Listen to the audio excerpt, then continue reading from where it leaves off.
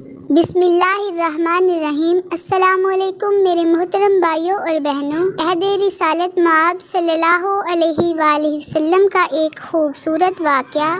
بنی نجار کے ایک باغ میں دیوانہ اونٹ گھس آیا۔ جو شخص بھی اس باغ میں آتا وہ اونٹ اسے کاٹنے کو دوڑتا۔ لوگ بڑے پریشان تھے اور حضور حضرت محمد صلی اللہ علیہ وآلہ وسلم کی خدمت میں حاضر ہوئے اور سارا قصہ عرض کیا۔ حضور صلی اللہ علیہ وآلہ وسلم نے فرمایا، چلو میں چلتا ہوں۔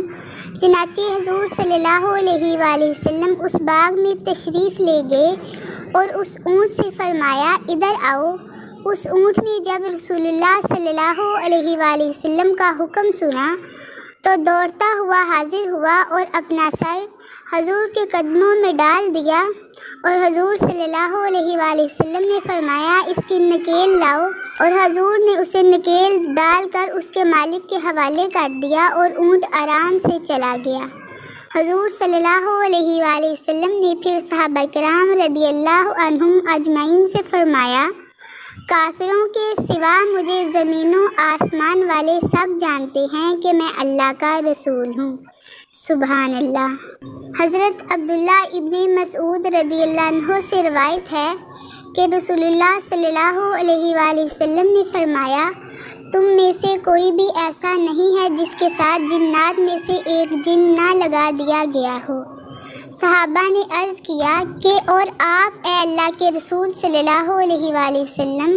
تو رسول اللہ صلی اللہ علیہ وآلہ وسلم نے فرمایا، ہاں میں بھی، لیکن میرا معاملہ یہ ہے کہ اللہ تعالیٰ نے میری مدد کی اور میرے ساتھ جو جن لگایا گیا تھا اس نے اسلام قبول کر لیا، لہٰذا وہ مجھ سے سوائے خیر کے اور کوئی بات نہیں کرتا۔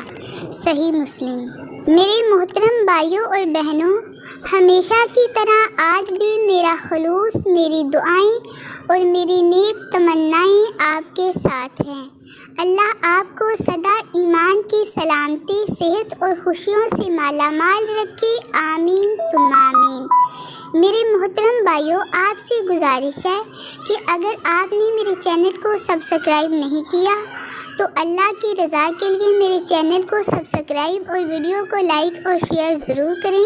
اللہ تعالیٰ آپ کی تمام نیک تمنائیں پوری فرمائے، آمین ثم آمین۔ اللہ حافظ۔